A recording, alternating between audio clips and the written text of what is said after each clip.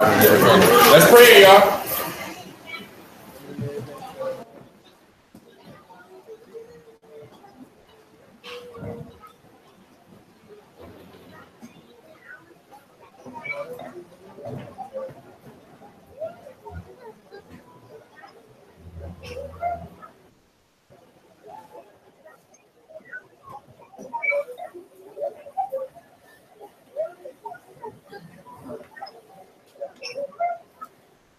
All minds clear?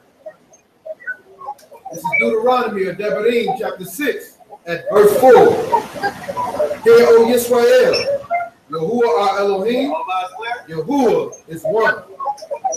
Shema Yisrael, Yahuwah Elohim, Yahuwah Akkad. Exodus or Shemot, chapter 20, at verse 3.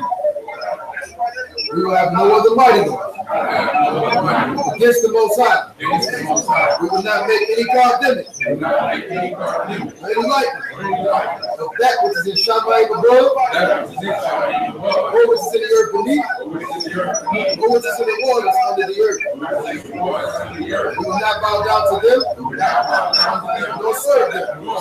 Yahuwah is a jealous thing, visiting the wickedness of the fathers and the children, to the 34th generation, and those that hate, and showing kindness, the problems of those. It will not bring the name of Yahuwah in vain. For Yahuwah does not leave us unpunished. Who brings his name in vain. We will remember the Shabbat day. To keep it Kodesh.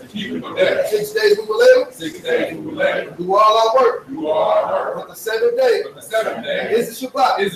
Yahuwah on 6 days. Yahuwah made Shamayim and the earth and the sea and all that is in them. And the rest of the seventh day. Therefore, Yahuwah Barak the Shabbat day. We will respect our fathers and our mothers. So that our days are long upon the earth. We will not murder. We will not commit adultery. We will not steal. We will not bear false witness against our neighbor. We will not covet anything that is our neighbor. Father, y'all, we give thanks for this day to gather together, Father, on your set-apart day, Father. Standing in unison, Father, on one accord, asking, Father, that you will open up the hearts and the minds of your people so that your word may fall fresh, Father. That you will renew our strength, Father, and renew your ruach within us, Father. Allow your word to proceed forth uninhibited and without obstacle, Father. Remove anything from us that is unlike you, Father. Look upon us, Father. Look upon us with your eyes, Father, that we may be in right standing in your sight, Father. Father, we pray that you would just continue to watch over us, allow those people who may still be in transit to make it here safely, that you would just continue to walk with us and impart wisdom upon us this day. And all these things we pray and we give thanks. Hashem Yehovah, Rabbi Kai, Hoshua, Hamashiach, Ruach, HaKodesh, so be it.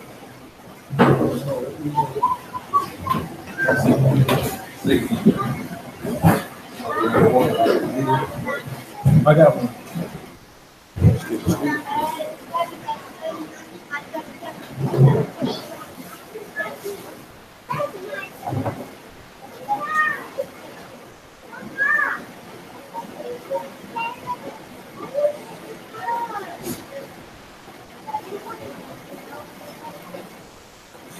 Shalom.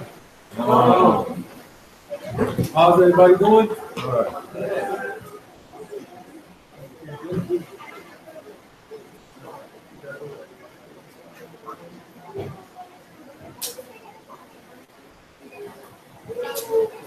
So, how's everybody's week been so far? Good. Pretty good. All right. Title of this is "Don't Watch Me, Watch YAH." Got it? Actually, something else you maybe change it.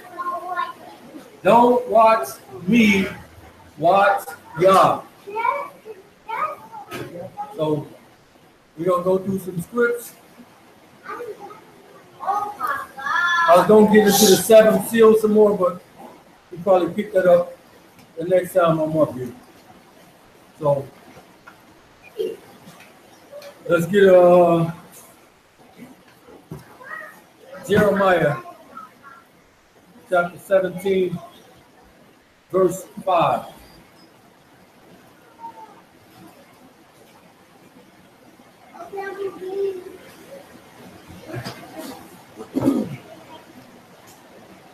Jeremiah chapter 17 and verse 5. Thus saith Yahuwah, cursed be the man that trusts in man. That do what? That trust in man. You say, cursed be the man that trusts in man. What does that mean? I'm supposed to be trusting in man. Flat out. Plain and simple. Right. So it says, cursed be the man that trusts in man. Read. And make flesh his arm. Do what? And make flesh his arm. What does that mean? To make flesh his arm. Yeah. He said, Brother Theophilus, you got something? Yeah, he said new person make flesh his arm.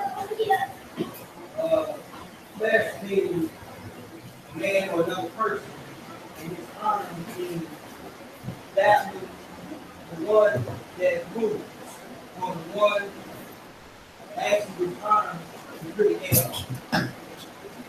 It's basically saying making a man your heir. Right. Basically.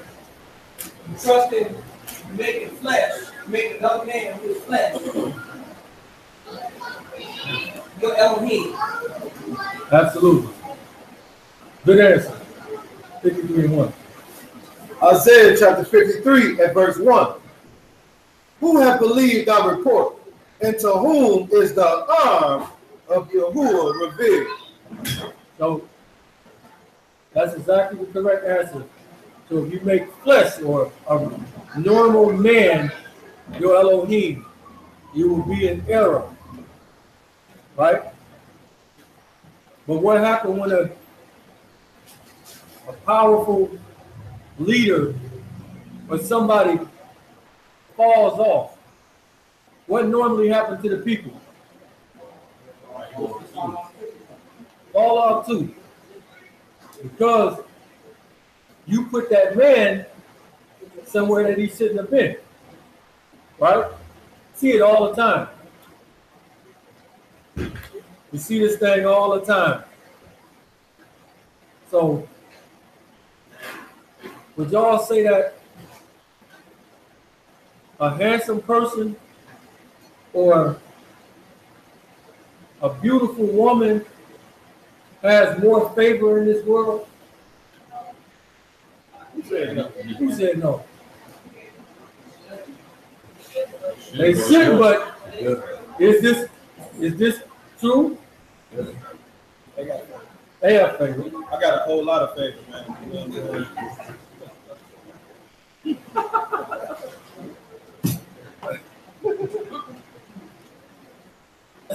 Disregard. So, with this being in mind, a lot of things is about perception, the way that you perceive something, right? Because one person can do something and you can perceive it. Two people can watch the same exact event and have completely different perceptions of it, right? Happens a lot. Give me 1 Samuel 16.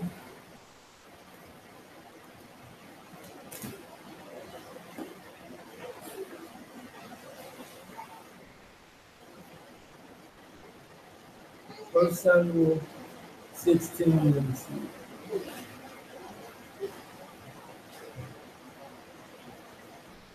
Pick it up at verse 5. 1 Samuel chapter 16 at verse 5. And he said, peaceably, I am come to sacrifice unto Yahuwah. Sanctify yourselves, and come with me to the sacrifice. And he sanctified Jesse and his sons, and called them to the sacrifice. And it came to pass when they were come, that he looked on Eliab and said, surely Yahuwah's anointed is before him. So why would he think that he was that Eliab was the chosen one? Anybody? Probably because he looked good. I'm just guess. Yeah. What I read. He looked good. You got it right. Go ahead. But Yahuwah said unto Samuel, look not on his countenance. Do what? Look not on his countenance. Look not on his countenance, read. Or on the height of his stature, because I have refused him. I did what? I have refused him. So he was handsome and he was tall. But he said, don't look at that. I have refused him. Read. For Yahuwah seeth not as man see. For man look on the outward appearance. He do what? Man look on the outward appearance. Man looks on the outward appearance. So man is looking at, he got on a Gucci this and a Prada that, and she got on this type of dress, and he got on this, but he said he don't look at the outer appearance. What do you look at? Looketh on the outward appearance, but Yahuwah look on the heart. He do what? Yahuwah look on the heart. He looks on the heart, on the inward man. Nothing to do with the outer, the presence, what you looking at, but we know man get caught up in this thing all the time. Again, a lot of stuff gonna come down to perception. All right? So, let me run this by y'all. Say, for instance, you minding your business, right? And one day you got to go to the doctor to get a physical or something, right? And while this person is at the doctor, they say, okay, the doctor will be in a minute. Have a seat right here, okay? And they walk out the room. But the doctor don't come in for another 15, 20 minutes. So in the meantime, you sitting there, right? And start messing with your phone, and you might get on Facebook or something. And as you scrolling through Facebook, you notice a post. And you notice that the post is about you. And you look at it, and you see it's about 20, 30 different people commenting on it. About 100 people like it. And they talking about you bad. Very bad, right? And then as you going through the post, you looking at it and you see it's people that you thought was your friend commenting on the post as well, right? How do you think that feels? Anybody? Kind of hurtful, you think? Absolutely. So, as you're reading it,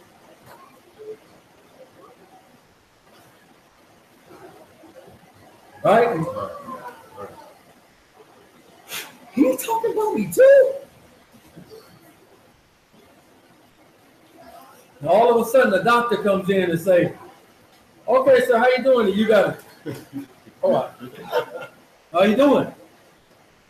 So now when they put that thing on your arm, what they call it? Yeah. Right? They do that and pump it all the way up. I say, "Sir, all your blood pressure is high." It ain't never high before. Why is the blood pressure high? Something you feeling, right? So still thinking about it, get in the car.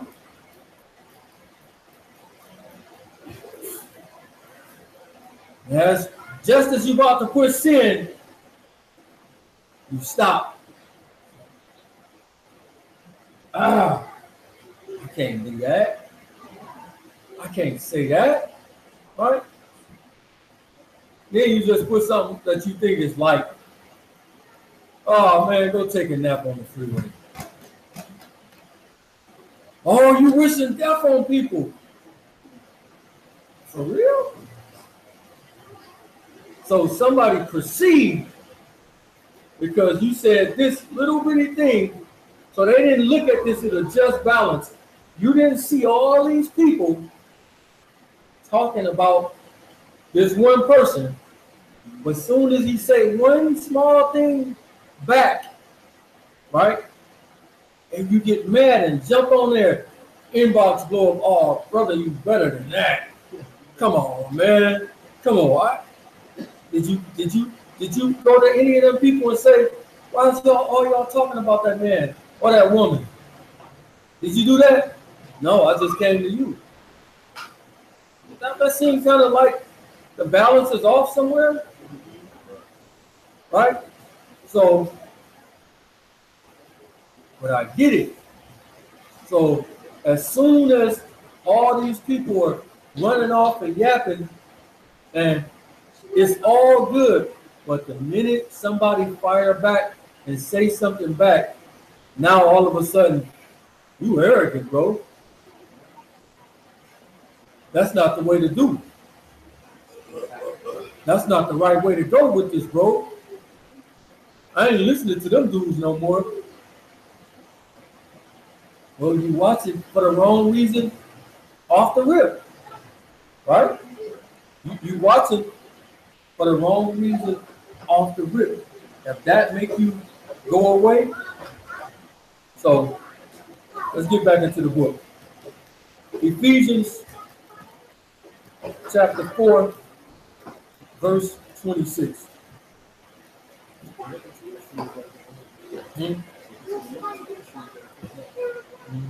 That's why I say don't watch me.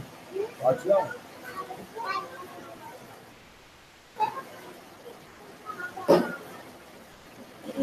So how does it feel when you doing something, somebody lie on you? Anybody been lied on before? You know how that feels? You just sitting back in your own mind like, why did he just lie? Why did he do that? I ain't never did nothing to this guy. They just sat there and lied on me. Again, not a good feeling. So the natural reaction is, I want to strike back at you. I want to say something back at you. Because y'all hurt me and I want to hurt you back. Right? Ain't that the natural feeling that come on you? Whoever you. Ephesians chapter 4, verse 26. Be you angry and sin not. You what? Be you angry and sin not. Say, be you angry, but sin not. What does this mean? Be you angry, but sin not.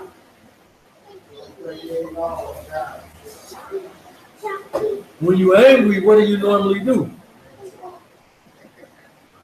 Because at that moment, you don't really care.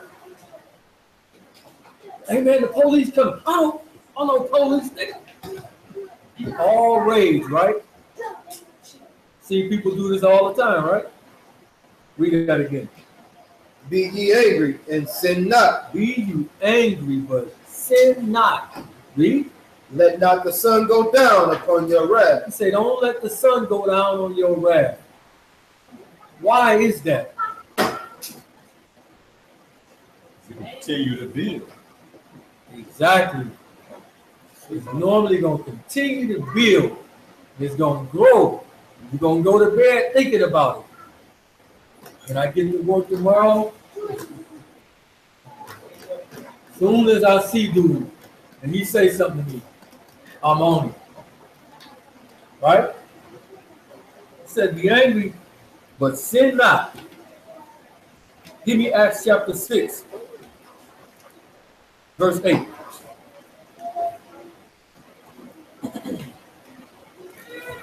Acts chapter 6 and verse 8. And Stephen, full of faith and power. Full of what? Full of faith and power. Stephen, full of faith and power. Go ahead. Did great wonders. He did what? Did great wonders. He did great wonders. Read. And miracles among the people. And there arose certain of the synagogue, which is called the synagogue of the Libertines, and Cyrenians, and Alexandrians, and of them of Sicilia, and of Asia, disputing with Stephen. Doing what? Disputing with Stephen. Disputing with him. Arguing with him. Read. And they were not able to resist the wisdom and the ruach by which he spake. They can't even get around it. He said, I'll give you a mouth that your adversaries won't be able to gainsay. Yeah. Read. Then they suborned men, which said, we have heard him speak blasphemous words against Moses and against Elohim. What did they just do on Stephen? They lied on that brother. They summoned some men up and flat out lied on him. Read. And they stirred up the people. They did what? Stirred up the people. They stirred up the people. The people is easily to follow. Read. And they stirred up the people and the elders and the scribes, and came upon them and caught them and brought them to the council and set up false witnesses. They did what? Set up false witnesses. They set up false witnesses. What do the law say about a false witness? Hold that. Exodus 20 and 16.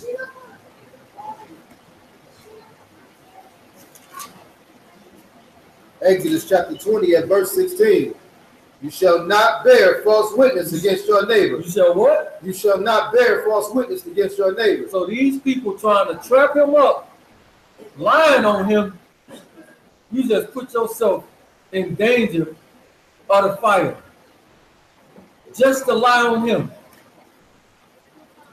You shall not bear false witness against your neighbor. Go back. Figure where you left off that. Verse 13, Acts chapter 6 and verse 13. And set up false witnesses and said, this man ceased not to speak blasphemous words against this Kodesh place and the law. For we have heard him say that this Yahushua of Nazareth shall destroy this place and shall change the customs which Moshe delivered us. He said, he's going to change the customs which Moshe delivered us. Matthew 5:17 says, I come not to do what? To destroy the law, but I can't even fulfill it. Straight lie, right? Go ahead. And all that sat in the council, looking steadfastly on him, saw his face as it had been the face of an angel. So you know what you lying. You understand because you're looking at this man and see, this is a righteous man. And we're going to continue with this lie. Matthew 26:59. Matthew chapter 26 and verse 59. Now the chief priests and elders and all the council sought false witness against Mashiach. They did what? Sought false witness against Mashiach. They saw false witness against Messiah. You're about to lie on him too, right? So remember, it don't feel good to be lied on, right? It don't feel good to walk up somewhere and before you get there, you hear everybody in there, they talking, and then when you walk in, everybody stop. Wow, wait a minute. Did I ruin something? Everybody stop what was y'all saying? You must have been saying something about me. Don't feel good, right? We see that they lied on Stephen. Now they about to lie on Messiah. Read. But found none.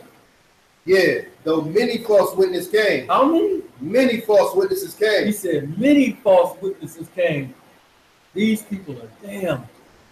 Go ahead. Yet found they none.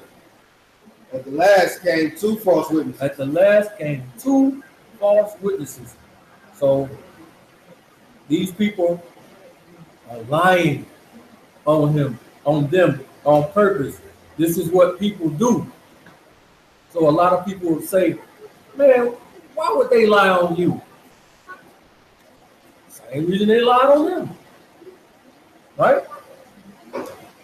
But people are watching to see how certain things happen and how people react. And if you don't react in the way that they think that you should react, then I'm going to perceive it as evil, or, oh, that's not how, you're not supposed to do that, brother. You're not supposed to strike back and get mad at no time. But Ecclesiastes say what? It's a time for everything, right? Even say it's a time to kill. It's a time to do all these different things. So everything got to be in balance, right? Keep that in mind. So remember, the title was this: is Don't Watch Me, Watch YAH. Let's go back to Genesis.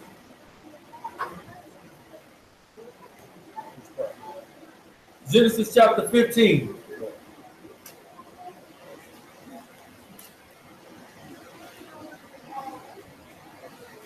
Pick it up at verse 1. Before we go, let me ask y'all something. What is Abraham known for?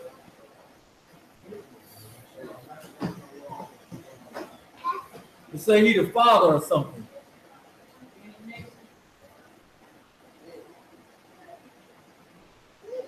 It's the action.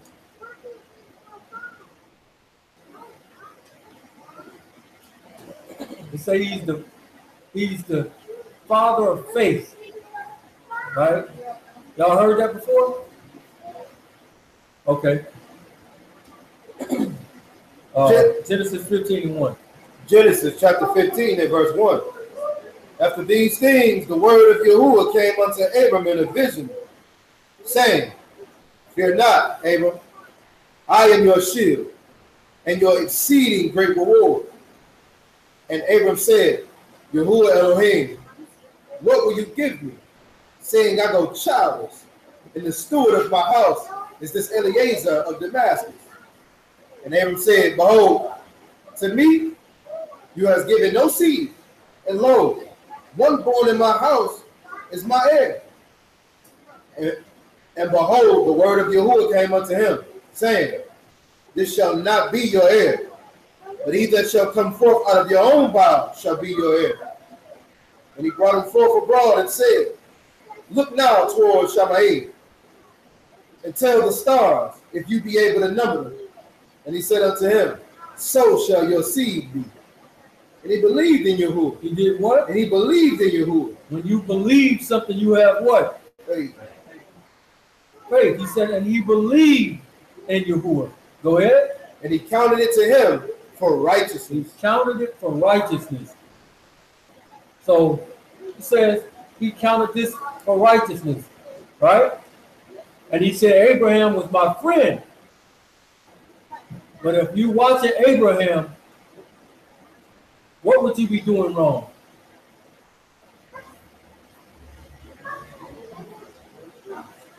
If you were watching Abraham to study him out, what would you be doing wrong? Say it again. Putting your trust in man. Right? So Abraham is known for faith, right? Let's see something. Get me Genesis chapter 17 and verse 15. Follow me, see where I'm going with it. Genesis chapter 17 and verse 15. And Elohim said unto Abraham, As for Sarah your wife, you shall not call her name Sarah no more, but Sarah shall her name be. I will increase her and give you a son also of her. Yea, I will increase her, and she shall be a mother of nations. Kings of people shall be of her. Then Abraham fell upon his face and laughed. He did what? And laughed. So it says Abraham fell on his face and laughed. This means I'm dying. What? Abraham fell on his face and laughed. What is he showing right here? He don't believe. Because at this time, both of them are old. So the man that's known for having faith is showing us what right here? He lacking it. So imagine the Most High says, anything too hard for me? At my rebuke, I dry up the sea. I clothe the Shamayim. I do all these things. But I can't do this. Abraham fell on his face laughing. We know Sarah laughed in the other chapter, and then she tried to deny it. No, I didn't laugh. No, I didn't. Yes, you did. I wasn't laughing for real. I saw you laughing. They didn't believe. So right here, if you following Abraham and making Abraham your flesh, Abraham just failed. Right here, right? Cursed be the man that do what? Trust in man. That trust in man. Let's move to the next one. Let's go to Genesis. I'm sorry. So when we look at Abraham, most of it is that. That's what we learn. Being faithful. But when we look at most of his examples in the Bible, most of it is pretty much positive, and we kind of like listen to what else say, follow what he say, but at the same time, look at the examples of some safety out. I mean, most of the time, I'm sure think we can go wrong. Oh, absolutely. I'm just showing you this is what he means. Cursed be the man that trusts in man. Because as righteous as Abraham was, he still failed. You know what I'm saying? He still failed. So if we keep that in mind, we're going to see something. So let's get Genesis chapter 25.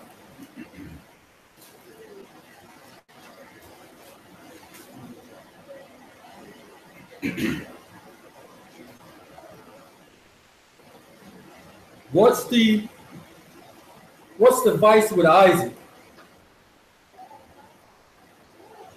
What would be the thing that would make Isaac not the person to follow? Again, a righteous man, don't get me wrong, for nobody say, well, he's saying the patriarchs. No, I'm not. But what would be the vice with Isaac?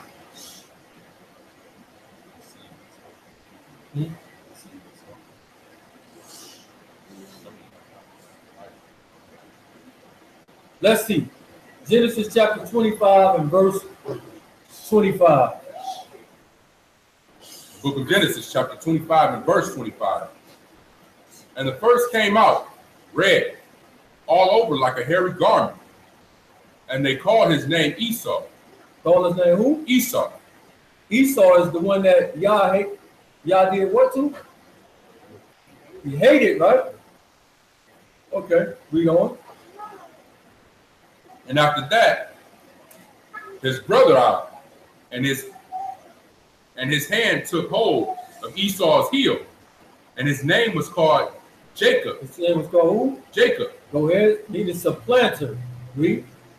And Isaac was 80 years old when she bare them, and the boys grew. And Esau was a cunning hunter. He was what? A cunning hunter. He was a cunning hunter. Esau was like the type of outdoorsman, rough, might have played sports or something, right? Read. Esau was a cunning hunter, a man of the field, and Jacob was a plain man. He was what? A plain man. He was a plain man. But we know that YAH loved Jacob, right? Read. Dwelling in tents. And Isaac loved Esau, but he Because he did eat of his venison. Why did he love him? Because he did eat of his venison. He loved him because he was super righteous and he followed all laws and statutes and commandments. Why did he love him? Because he did eat of his venison. He did eat of his venison. So the reason that you love him is because he can hunt good. He's a good cook.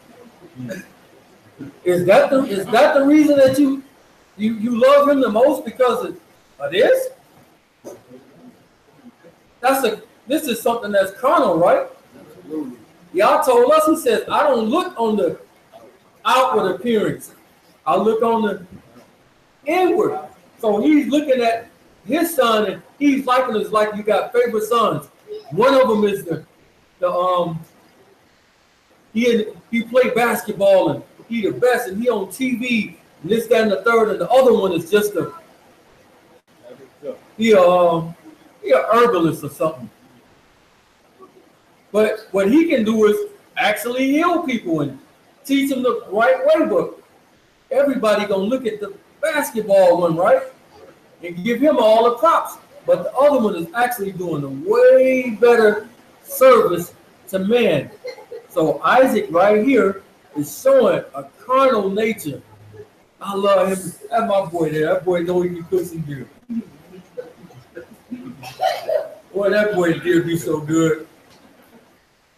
Is that your reason? And we know y'all look at this whole situation completely the opposite. So it's showing us that Isaac is wrong in this manner, because they're not supposed to love your children because one can do this and he do this better than this, and I like this better. It's not right. As we still talking about Isaac, we jump right into Jacob.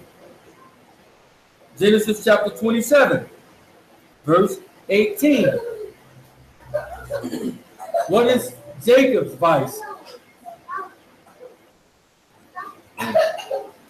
Two women. No. There wasn't no person. Right, exactly. Genesis 27, pick it up at verse 18. Genesis chapter 27 at verse 18. And he came unto his father and said, My father. And he said, Here am I. Who are you, my son?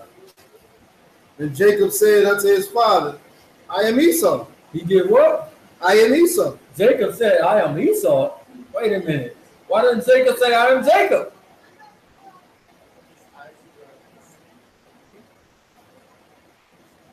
Telling a lie, right?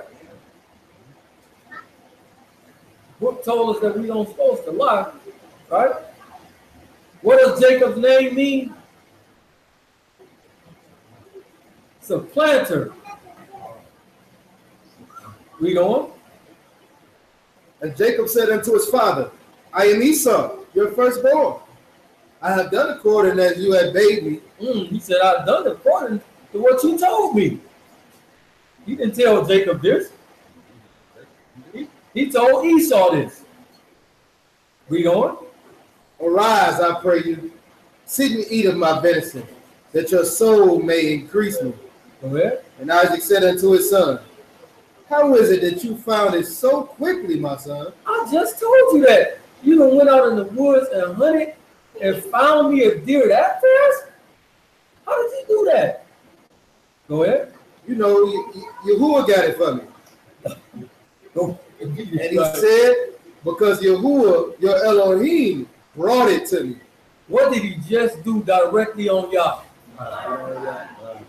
He directly lied on Yah. If you're following Jacob, what would you be getting ready to do? Mess up, right? Because Jacob is showing us something right here. Again, these are all righteous men that we're going over. Every one of these are righteous men. These are the patriarchs. But cursed be the man that trusts in man. Read that again. And Isaac said unto his son, How is it that you found it so quickly, my son? And he said, Because Yahuwah your Elohim brought it to me. Go ahead. And Isaac said unto Jacob, Come near, I pray you, that I may feel you, my son, whether you be my very son Esau or not. Now we know that Esau is his favorite. So he wants to give Esau the blessing. This is how he wanted to be. So off the rip, you know something ain't right. I don't sound too much like him. Come here, let me see if that's really you. Something ain't right. Read on. And Isaac said unto Jacob, Come near, I pray you, that I may feel you, my son, whether you be my very son Esau or not. And Jacob went near unto Isaac his father, and he felt him and said, The voice is Jacob's voice. He said, what? The voice is Jacob's voice. He really know. But I want to bless Esau so bad. The voice is Jacob's, but what? But the hands are the hands of Esau. And he discerned him not, because his hands were hairy, as his brother Esau's hand. So he increased them. And he said, Are you my very son Esau? Is this you, boy? You went out there and got that deer mighty fast, and you back here quick. Is that really you? After he increased them. Go ahead. And he said, I am. And he said, Bring it near to me, and I will eat of my son's venison, that my soul may increase you. And he brought it near to him, and he did eat. And he brought him wine, and he drank. And his father Isaac said unto him, Come near now, and kiss me, my son. And he came near and kissed him. And he smelled the smell of his raiment, and increased him, and said, See, the smell of my son is as the smell of a field, which Yahuwah has increased. Therefore, Elohim give you of the dew of Shamaim, and the fatness of the earth, and plenty of corn and wine. Let people serve you. Let people serve you, and nations bow down to you. What verse you at? It's verse 29. Go ahead. Be master over your brethren, and let your mother's son bow down to you. So all of this stuff, even though it told him the prophecy that Jacob was supposed to get this stuff, the way that he went about it is completely wrong. And this is why he went through so much hell through his whole life, because he went about doing it the wrong way. Right? So we see from Abraham to Isaac to Jacob, if you make them your arm, you're gonna mess up. So don't even watch them. Now let's get to Joseph or Joseph. What's Joseph's vice?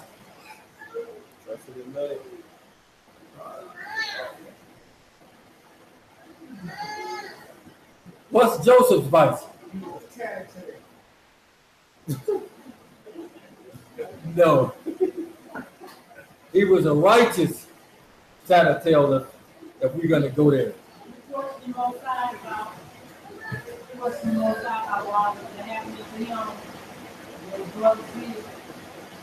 No, he didn't question.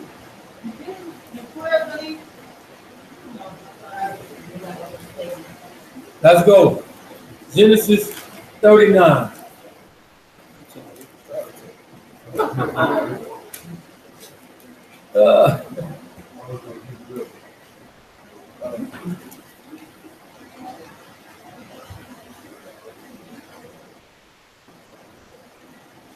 Pick it up at verse 1. Genesis chapter 39 at verse 1. Now, we know all of the turmoil and all of the stuff that Joseph went through, the backdrop of this story, right? So we know that his brothers despised him, hated him, sold him off into Egypt. He go into prison, the whole nine, right? You know about all this, right? All right, go ahead. Genesis 39 and 1. And Joseph was brought down to Egypt. And Potiphar, an officer of Pharaoh, captain of the guard, an Egyptian, brought him of the hands of the Ishmaelites, which had brought him down there. And Yahuwah was with Joseph. He was what? And Yahuwah was with It Joseph. says Yahuwah was with Joseph. Go ahead. And he was prosperous. He was a prosperous man. So even though he'd been sold away from his brothers, know that his brothers despised him in their hearts. He said, y'all with him. Didn't it tell you that he was prosperous, right? Read on. And he was in the house of his master, the Egyptian. And his master saw that Yahuwah was with him. His master what? Saw that Yahuwah was with him. He saw y'all was with Joseph. Go ahead. And that Yahuwah made all that he did to prosper in his hand. And Joseph found grace in his sight. He did what? Found grace in his sight. He found grace in his sight. Go ahead. And he served him. And he made him overseer over his house. And all that he had, he put into his hand. And all that he had. So Joseph comes into this man's house, this Egyptian's house. He see that y'all with him. Everything that Joseph do, he prosper, right? So even in this thing, he's prospering, right? Jump down to verse 16. Verse 16. And she laid up his garment by her until his master came home. Now we know that this is his wife, the master's wife. Again, remember talking about somebody lying on you, right? Go ahead. And she spake unto him according to these words, saying, the Hebrew servant, which you have brought unto us, came in unto me to mock me. What is she doing? Telling a bold-faced lie on this man. Read. And it came to pass, as I lifted up my voice and cried, that he left his garment with me and fled out. And it came to pass, when his master heard the words of his wife, which she spake to him, saying, after this manner did your servant to me, that this wrath was kindled. And Joseph's master took him and put him into the prison. He did what? Took him and put him into the prison. So right now, Joseph is going to prison for something he haven't even done. Sound familiar to black people right now? About to go to prison for something that he ain't even done. Innocent man. Wow. Innocent man going to jail. Still happen today. Read. But Yahuwah was with Joseph and showed him mercy. He did what? Showed him mercy. So it says, even in the prison, it says, Yahuwah is with him and showed him mercy. Go ahead. And gave him favor in the sight of the keeper of the prison. Gave him favor. So even in prison, Joseph still got favor. He's still with him, right? Read. And the keeper of the prison committed to Joseph's hand all the prisoners that were in the prison. So even though Joseph in prison, he's a man in prison. Everybody got to come to him. Now I know that still ain't nothing because I don't want to be in here. I don't want to be the man in prison. I'm innocent. I don't want to be in here. Read. What verse you at? This is verse 22. Go ahead. And the keeper of the prison committed to Joseph's hand all the prisoners that were in the prison. And whatsoever they did there, he was the doer of it. The keeper of the prison looked not to anything that was under his hand, because Yahuwah was with him. And that which he did, Yahuwah made it to prosper. So everything, even still, everything that he's doing, Yah still makes it prosper for Joseph. Genesis 40.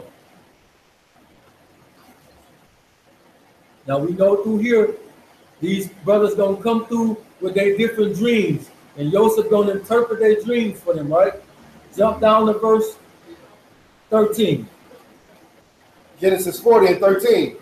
Yet within 3 days shall Pharaoh lift up your head and restore you unto your place. And you shall deliver Pharaoh's cup. You shall deliver Pharaoh's cup into his hand after the former manner when you was his. Excuse me, y'all. After the former manner when you was his butler. But think on me when it shall be well with you, and show kindness, I pray you, unto me. Who is Joseph talking to right there?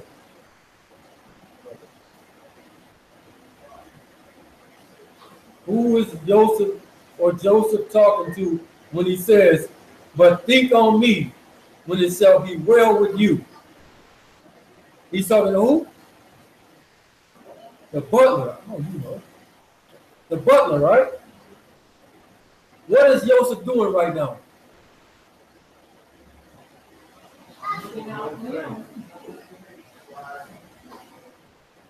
Remember, all the time beforehand, it keeps saying that Yah was with him. And Yah was with him. And it showed him favor. But now that this butler is about to get out of prison, Joseph turned and say, when you get out, remember me. But think on me when it shall be well with you, and show kindness, I pray you, unto me, and make mention of me unto Pharaoh, and bring me out of this house. What is he doing right here? Trusting in man. He put his trust in this butler to get him out. All the time beforehand, it kept telling us that Yah was with him. I'm showing you favor. Soon as the butler get ready to get out, Joseph switched around and say, hey, look out for me, man, so y'all can get me out. The only reason he in there is really because of Yah. When we finish the story out, so Joseph directly put his trust in a man to get him out. Right? Let's move to the next one.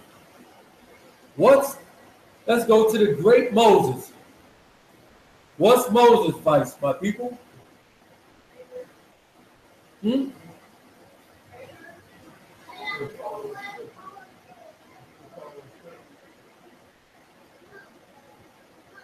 Let's see. The great Moses. Let's get Numbers chapter 12 and verse 3. Again, every man that I've mentioned in this thing, they're all righteous men. Every last one of them. I don't want nobody to twist this around. But it told us in the New Testament that all men have come short of the what? Numbers chapter 12 at verse 3. Now the man Moses was very meek. He was what? Very meek. It was very meek. What does meek mean? Humble. Y'all tell us over and over, he says, be slow to do what? To anger. In the verse we read, it says, be angry, but do what? But sin not. So right here it tells us that Moses was very meek. Finish that out. Now the man Moses was very meek above all the men which were upon the face of the earth. Above all that was on the face of the earth. Numbers 14 and 2. Numbers chapter 14 and verse 2. And all the children of Israel murmured against Moses. They did what? Murmured against Moses. What does that mean? Murmur. Complained against him, right? Constantly, if we go through this thing, you're going to see the same thing constantly, over and over and over again. And the children of Israel murmured against Moses, talked about Moses, over and over and over and over again. Finish that out. And the children of Israel murmured against Moses and against Aharon, and the whole congregation said unto them, what Elohim that we died in the land of Egypt? So all day, every day, the people coming and complaining and talking about Moses and complaining against them. Numbers 16 and 1.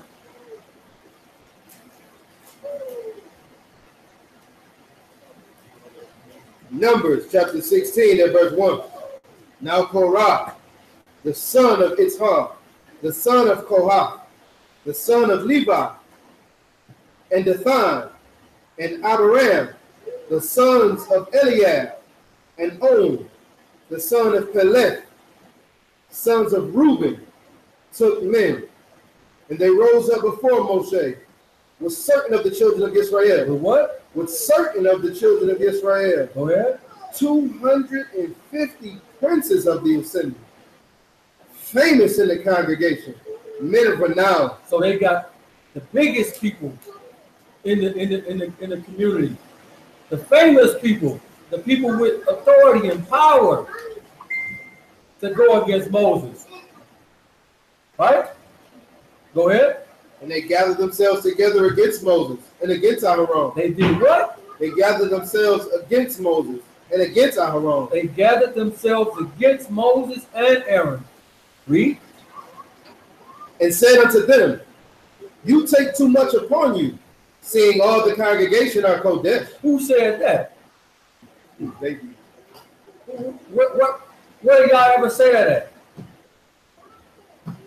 So they say, you take too much on you. Seeing all the congregation is Kodesh. They're jealous of Moses. Just like Miriam and Aaron was jealous of him. Right? But from their perception, who this nigga Moses think he is? Who told you to come and be over us? Every one of us holy. It's not just you. But we know y'all did this. So you really ain't mad at Moses. You really mad at y'all. You just taking it out on this brother. Read. you take too much upon you, seeing that all the congregation are Kodesh. Every one of them. He said, every one of them passionately. Read. And Yahuwah is among them. Go ahead. Wherefore, then you lift you up yourselves above the congregation of Yahuwah. Did Moses lift himself up above the congregation? Absolutely not. Absolutely not. If we go through Exodus chapter 3 and 4, you will see Moses was trying his best to get away from doing this job. He didn't want this job. He did not lift himself up. Yah did this. But as they just done this, what do Moses do? Verse 4. And when Moses heard it, he fell upon his face. He did what? Fell upon his face. What do you think he was doing when he fell on his face? Exactly. Even in this, he still got y'all back. Even when Miriam and them was doing what they was doing, he still turned around and prayed for them. All right? So keep this in mind as well. All right? One moment. Jump down to verse 19. Verse 19. And Korah gathered all the congregation against them unto the door of the tabernacle of the congregation. And the esteem of Yahuwah appeared unto all the congregation. And Yahuwah spake unto Moshe and to Aaron, saying, separate yourselves from among this congregation. Get away from them. Why? Go ahead. That I may consume them in a moment. That I may what? Consume them in a moment. So he told Moses and Aaron, get away from them. I'm about to kill all of them. Read. And after they they fell upon their faces and said, O Elohim, the Elohim of the Ruach of all flesh, shall one man sin, and will you be wroth with all the congregation? So again, still trying to save them, right? Because Moses is the most meek. He's slow to anger, the whole nine. So why didn't Moses get to go to the promised land? What happened? He's the most meekest man upon the face.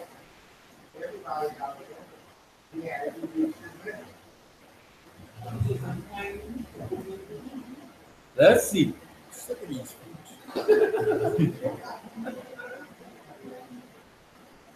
One moment. Let's go Numbers chapter 20.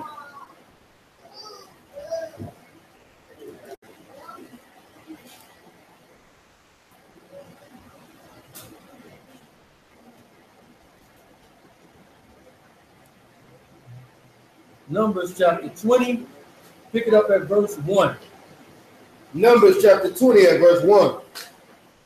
Then came the children of Israel, even the whole congregation, into the desert of Zin in the first month. And the people abode in Kadesh. And Miriam died there and was buried there. And there was no water for the congregation. And they gathered themselves together against Moshe They did what? They gathered themselves together against Moshe. Another instance. All the people were coming and gathering against Moses.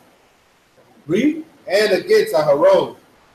And the people chose with Moses. They did what? They chose with Moses. Means to argue. Go ahead. And spake, saying, When Elohim that we died when our brethren died before Yahuwah? And why have you brought the congregation of Yahuwah into the wilderness, that we and our cattle should die there? And wherefore have you made us to come up out of Egypt, to bring us unto this evil place? It is no place for a seed of figs, or of vines, or of pomegranates, neither is there any water to drink. And Moses and Aaron went from the presence of the assembly unto the door of the tabernacle of the congregation, and they fell upon their faces, and the esteem of Yahuwah appeared unto them. So again, same action. People are against Moses, talking junk, saying these different things to him. Moses and Aaron fall on their face, do what they normally do. Go ahead. And Yahuwah spake unto Moses, saying, Take the rod, gather you the assembly together, you and Aharon your brother, and speak you unto the rock. Do what? Speak you unto the rock. He said, speak unto the rock. Now see that, right? He said, speak unto it. All what you got right here, get me Exodus chapter 17 and verse 6. Exodus chapter 17 and verse 6. And Moses spake unto the children of Israel, and every one of their princes gave him a rod apiece, for each prince.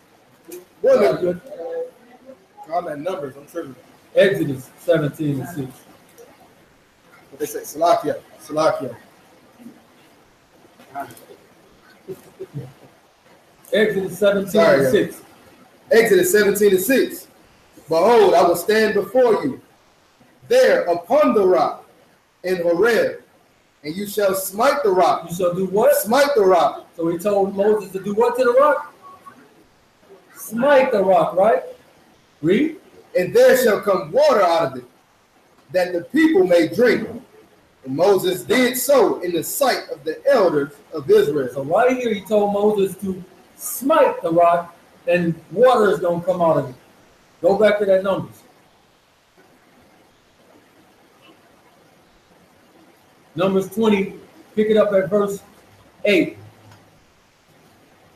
Numbers chapter 20 and 8. Take the rod and gather you the assembly together, you and Aaron your brother, and speak you unto the rock. Do what? And speak you unto the rock. Smite it. Speak you unto the rock. Go ahead. Before their eyes, and it shall give forth his water. And you shall bring forth to them water out of the rock.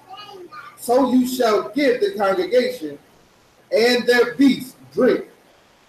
And Moses took the rod from before Yahuwah, as he commanded him. As what? As he commanded him. I'm still following your orders. Go ahead. And Moses and Aaron gathered the congregation together before the rock. And he said unto them, Hear now, you rebels. You what? You rebels. So now Moses is what? Mad.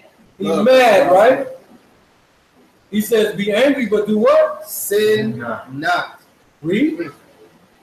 Must we fetch you water out of this rock? Must we get you some more water? I'm sick of y'all. Every time I come doing this, you keep on messing with me, man. I'm sick of it. Read. Moses lifted up his hand, and with his rod, he smote the rock twice. He did what? Smote the rock twice.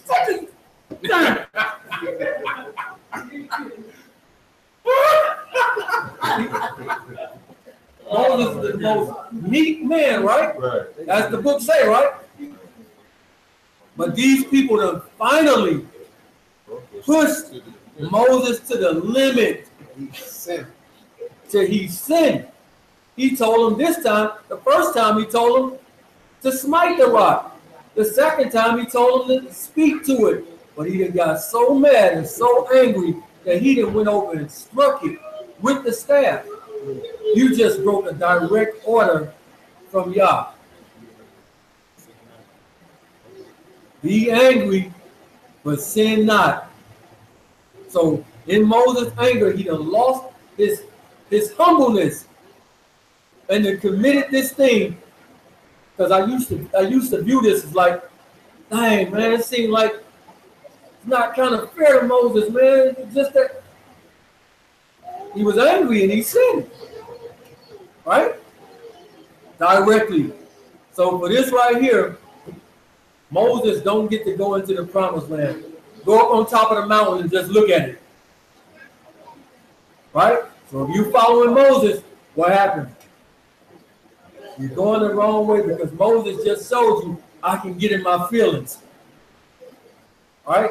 I can get in my feelings and do something that I'm not supposed to do. That's why they was getting mad at Moses in the first place. They followed him instead of following God. Exactly. Exactly. They kept on saying, "You brought us out here. You had brought us out here." Right. Let's go to the next man. Joshua. Anybody know Joshua's vice?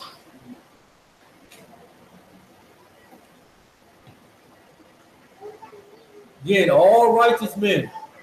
Anybody know Joshua's vice? Or what it is that he did that was opposite of what YAH said? Supposed to kill them people, and he did. That's Emily. That was Saul. Okay. All right. Let's get Joshua. Chapter. Matter of fact, get Exodus 34.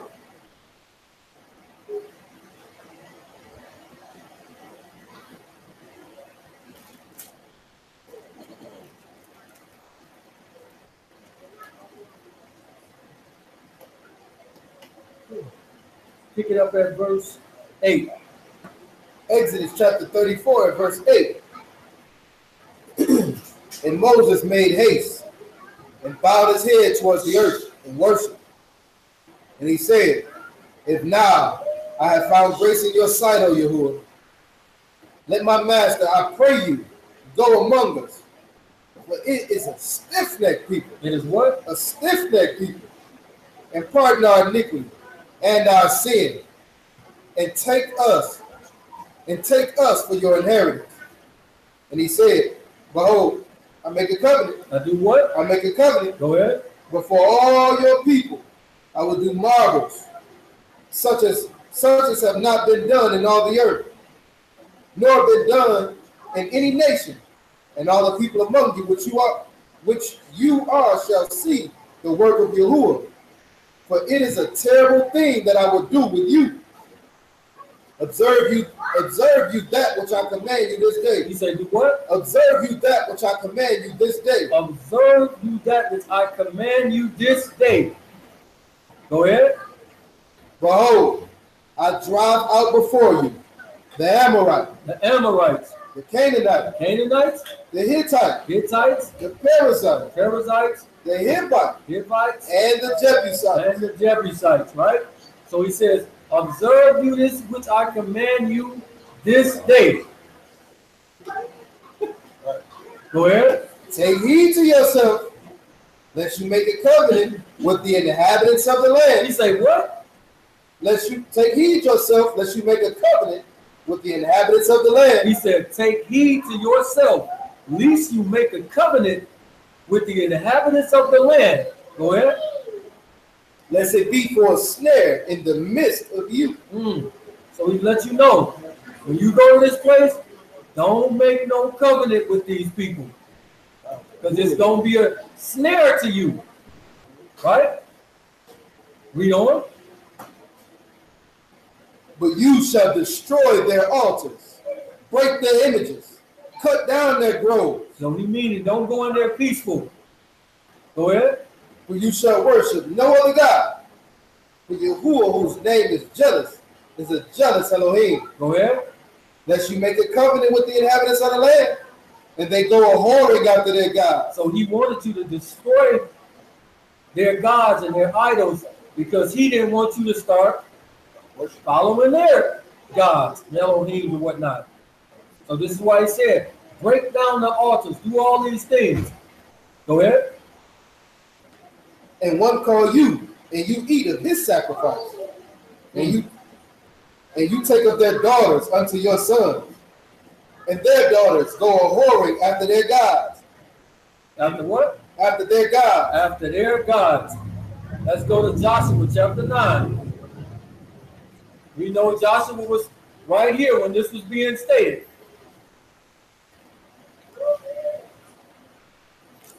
Joshua chapter 9. Pick it up at verse 1. Joshua chapter 9 and verse 1.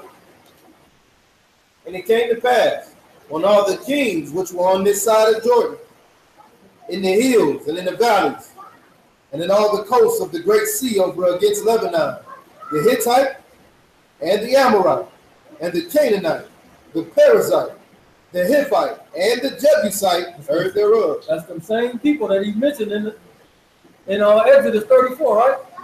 Go ahead. That they gathered themselves together to fight with Joshua and with Israel with one accord. With what? With one accord. Go ahead. When the inhabitants of Gibeon heard what Joshua had done unto Jericho and to YAH, they did work willingly, and went and made as if they had been ambassadors, and took old sacks upon their donkeys, and wine bottles, and old, and rent, and bound up, and old shoes, and clouded upon their feet. So these people is being crafty and slick. Let's get some old clothes and put them on, and let's get these old wine bottles, and so we can look like we homeless, and you know what I'm saying? And we've been traveling a long way. And old garments upon them, and all the bread of their provision was dry and moldy. Dry and moldy. They came a long way. Go ahead. They went to Joshua unto the camp at Gilgal, and said unto him and to the men of Israel, we be come from a far country. What are they doing right now? Lying, right? Read. Now therefore, make you a covenant with us. Make this what? Make you a covenant with us. Y'all told us directly to do what? Do not make a covenant with the people of the land. He said, don't make a covenant or league with the people of the land. Joshua, a righteous man, right? Absolutely. Read on. And the men of Israel said unto the Hivites. Said unto who? The Hivites. Ain't that one of the people that he said in Exodus 34? Read on. Perhaps you dwell among us. And how shall we make a covenant with you? He said to the Hivites. He told you directly. The Hivites. Read. And they said unto Joshua, we are your servants. And Joshua said unto them, who are you? And from where you come? And they said unto him, from a very far country. From where? From a very far country. We came from America. Read. Your servants are come because of the name of Yahuwah, your Elohim. We have heard the fame of him, and all that he did in Egypt, and all that he did to the two kings of the Amorites that were beyond Jordan, to Sihon, king of Heshbon, and to Og, king of Bashan, which was at Ashtaroth. Wherefore our elders and all the inhabitants of our country spake to us, saying, take victuals with you for the journey, and go to meet them, and say unto them, we are your servants. Now therefore, make you a covenant with us. This is our bread we took hot for our provision out of our houses on the day that we came forth to go unto you. See, the bread was hot. We just made it up. But now look at it. Go ahead. But now, behold, it's dry and it's moldy. And these bottles of wine, which were filled, were new. And behold, they be rent. And these our garments and our shoes became old by reason of the very long journey. Lie. Read. And the men took of their victuals and asked not counsel at the mouth of Yahuwah. He did what? Asked not counsel at the mouth of Yahuwah. He says he took not counsel. The men took not counsel at the mouth of Yahuwah. Go ahead. And Joshua made peace with them Go ahead. and made a covenant with them. What did Joshua just do? He just sinned. He did exactly what he wasn't supposed to do. So if you're watching Joshua, cursed be the man that trusts in man. Let's go to the next one. Let's go to the great David.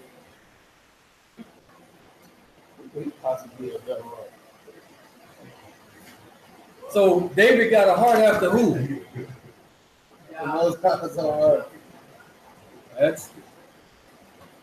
Let's go to 2 Samuel chapter 6.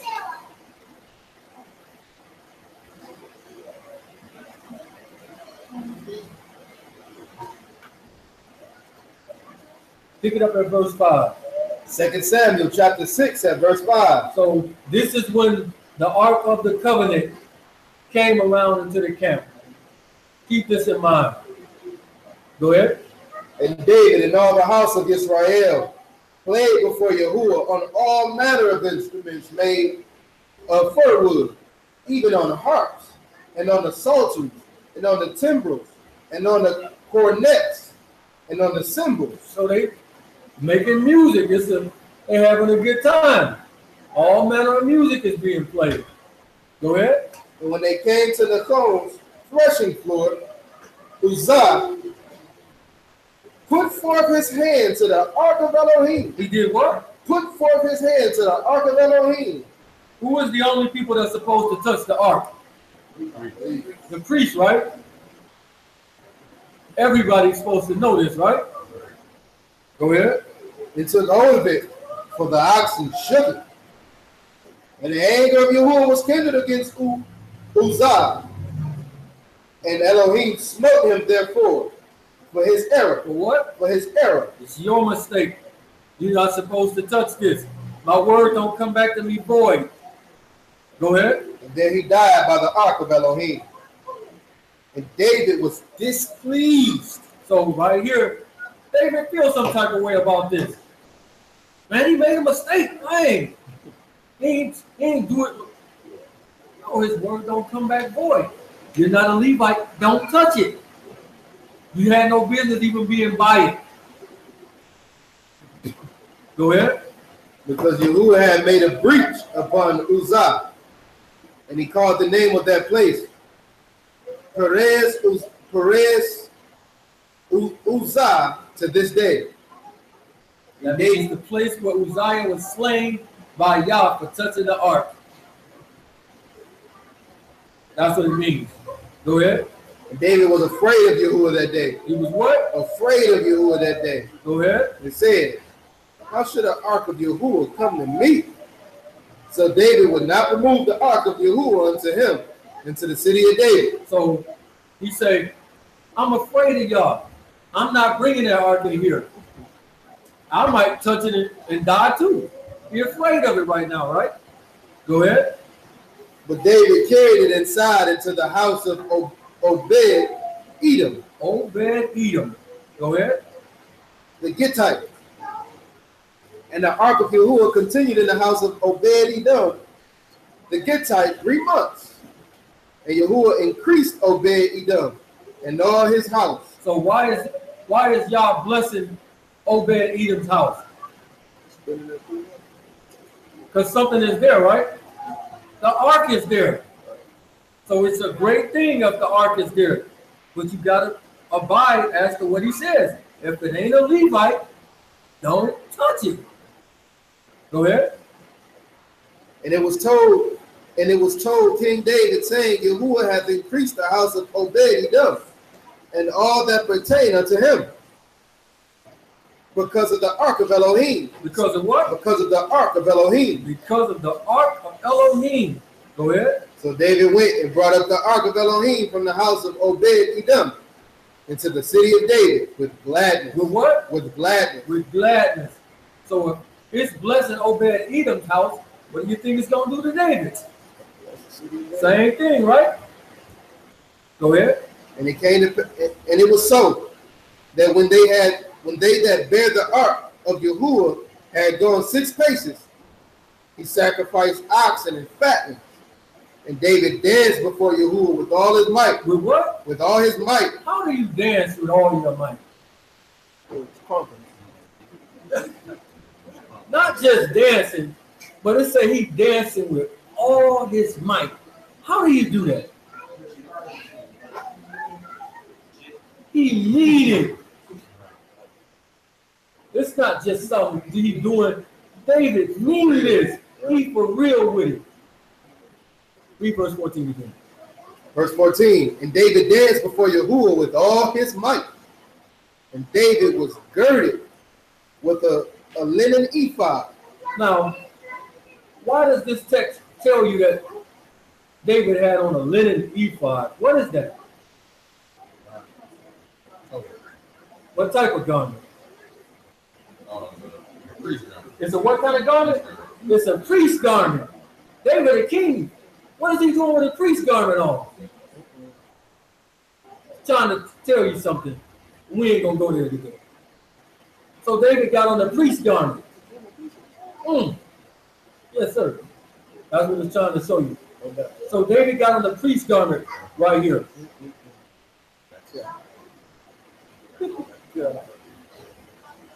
Take a second. So that's why we always got to pay attention to why he just mentioned. And David had on a Gucci suit. Oh, why did he say that? Let's find out. No, he's telling you this for a reason. I'm showing y'all this so y'all can look at this stuff. Right? It's for a reason. He put this in there. Not just to fill up a filler. It's a reason. All right? Keep that in mind. So the ark has just come into this place. It's a joyous thing. If the ark is in your house or in your presence, it's going to be blessed. Right? All that. Let's get on. 1 Chronicles 13:3.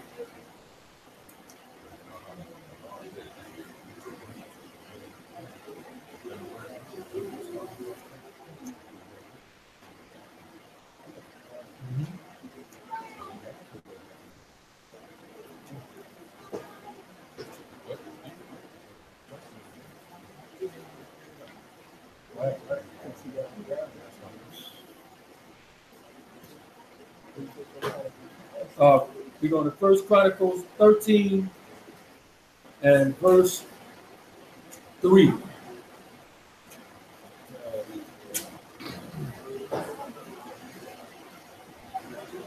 First Chronicles chapter 13 and verse 3.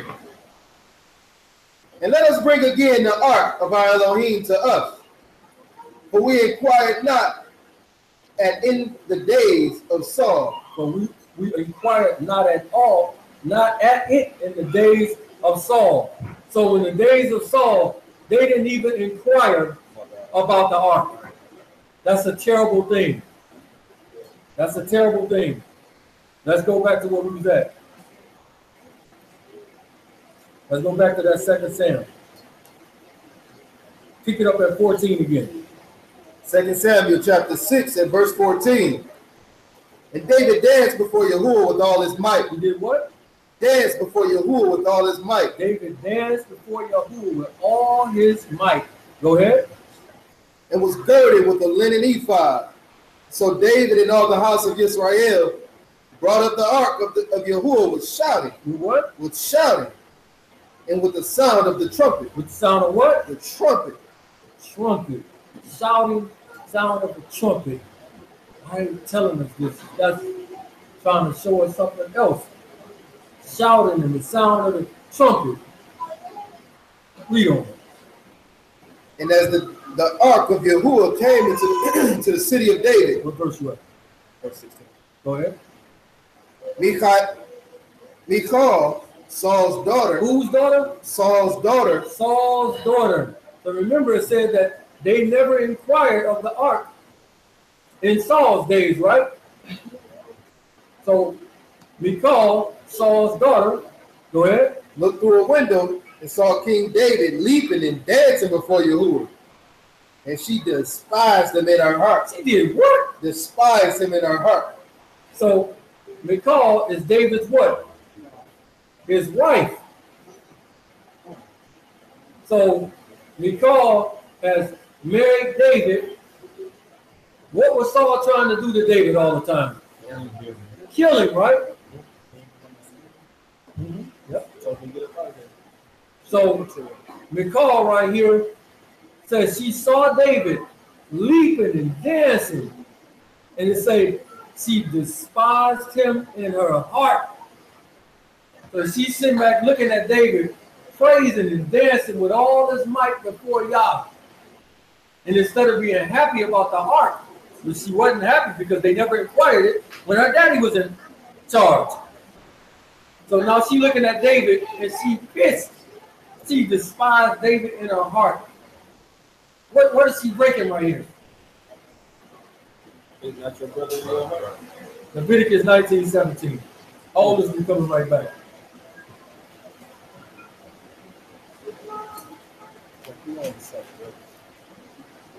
Leviticus chapter 19 at verse 17. Hate your brother in your heart. Where at? In your heart. So she's sitting back looking at him. Seething, she's so mad. He's doing something in front of y'all. So it's two men. She's the daughter of the very first king, and now she's the wife of the second king. Her daddy, the first king, is always trying to kill her husband. So both of these supposed to be men of YAH, right? Keep that in mind. Go back to that 2 Samuel. 2 Samuel chapter 6 and verse 18. Verse 17. And they brought in the ark of Yahuwah and set it in its place in the midst of the tabernacle that David had pitched for. And David offered burnt offerings and peace offerings. You did what? And David brought in the ark of Yahuwah and set it in its place in the midst of the tabernacle. And David had pitched for it. And David offered burnt offerings and peace offerings before Yahuwah. Yes, sir. Read on.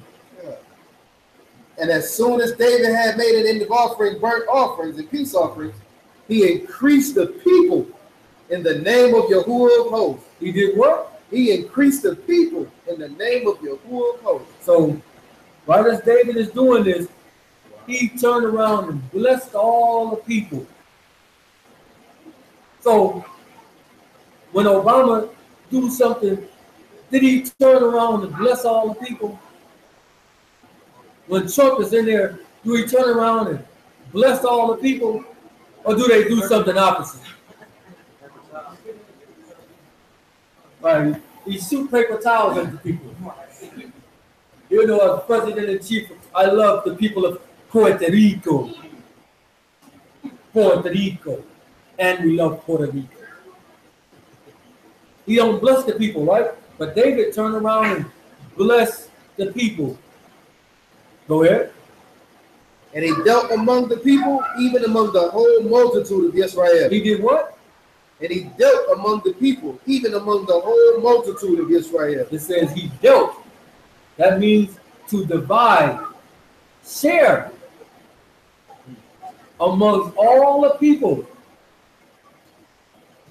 This is what a king's supposed to do. Divide and share. But it's the opposite with what we're dealing with now. Go ahead. As well to the women as men. To everyone a cake of bread and a good piece of flesh and a flagon of wine.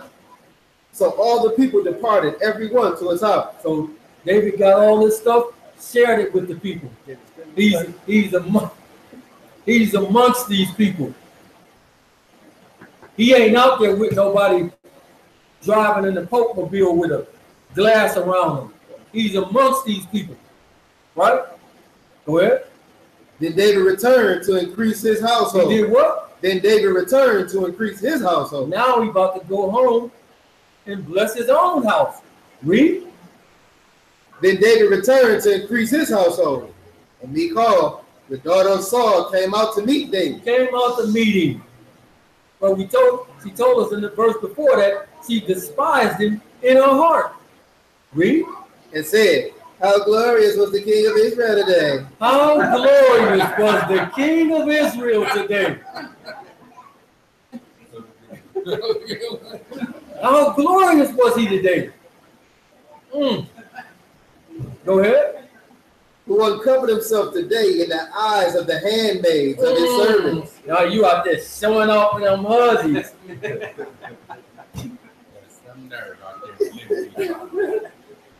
You out there showing off in front of the people. Right now, he was saying what? But was that what David was actually doing? Absolutely. It said he shared everything that he had with the people, man, woman, and child. Gave him a good piece of flesh and a flag. All right, I get it, y'all. Read that from the top again, verse 20. Then David returned to increase his household, and Michal, the daughter of Saul, came out to meet David and said, how glorious was the king of Israel today, who uncovered himself today in the eyes of the handmaids of his servants, as one of the vain fellows, shamelessly uncovered himself. So, see, looking at David, you not acting royal. A king don't supposed to be out there in the midst of the people, jumping around and acting a fool. You're a king. You're not supposed to do this. That's exactly how they, quote unquote, kings are today. They don't come amongst the people. David was amongst the people. So right here, she is highly mad at David, but she's supposed to be happy because the ark is there. But obviously, she don't care nothing about the ark, which they didn't do in her daddy's days. Now she looking at David. So she looking at the Most High through both of them. And since she looking at him through both of them, I really don't mean nothing to me. Because she actually supposed to be happy that the ark is there. She don't care nothing about it. She know her daddy was the king, and he was doing wicked, trying to kill my husband, right? And she know that David is doing what he doing, but she thinking it's all for attention and women and stuff.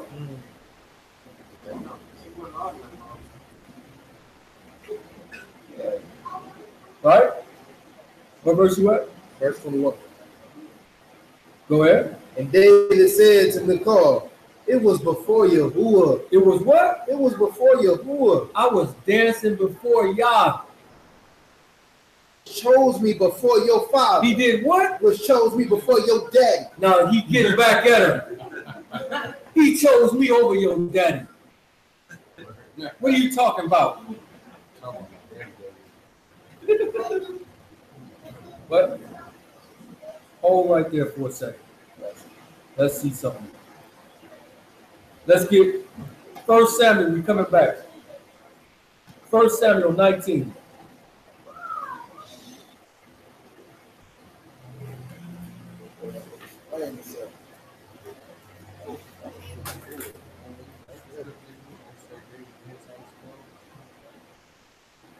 Yeah, we're right before that. 1 Samuel 19 and 10. 1 Samuel chapter 19 at verse 10. And Saul sought to smite David. To do what? To smite David. To smite David. Go ahead. Even to the wall with the javelin. But he slipped away out of Saul's presence. He did what? Slipped away out of Saul's presence. He slipped away out of Saul's presence. Go ahead. And he smote the javelin into the wall. And David fled and escaped that night. He did what? David fled and escaped that night. Go ahead. Saul also sent messengers unto David's house to watch him and to slay him in the morning. And Michal, David's wife, told him, saying, if you save not your life tonight, tomorrow you're going to be slain. You going to what? Be slain. Go ahead. So Michal let David down through a window. So this is Saul's daughter, David's wife, actually saving him from Saul. Go ahead. And he went and fled and escaped. What verse you at? This is verse 13. Go ahead. And Michal took an image and laid it in the bed and put a pillow of goat's hair for his bolster. She got an image looking like Donald Trump in the bed. Go ahead. And covered it with a cloth. And when Saul sent messengers to take David, she said, he is sick. And Saul sent the messengers again to see David, saying, bring him up to me in the bed. Do what? Bring him up to me in the bed, Go ahead. that I may slay him. And when the messengers would come in, behold, there was an image in the bed with a pillow of goat's hair for his bolster. And Saul said unto Michal, why have you deceived me so? What verse you at? This is verse 17. Go ahead. Why have you deceived me so, and sent away my enemy, that he has escaped? That he's what? That he has escaped. That he has escaped. So Michal actually helped David get away from her father. It goes into her thinking. Let's see that she really loved him. Get 1 Samuel 18 and verse 28. 1 Samuel 18 and verse 28. 1 Samuel chapter 18, verse 28. And Saul saw and knew that Yahuwah was with David, and that Michal, Saul's daughter, loved him. She did what? Loved him. So Saul knew it, that his daughter loved him. Again, David is a musician. He's the king. All these things.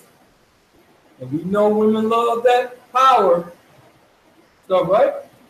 We'll just be real here. So she loved him.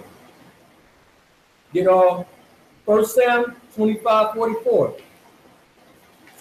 1 Samuel chapter 25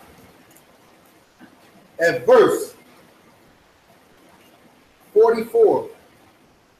But Saul had given Michal his daughter, David's wife, to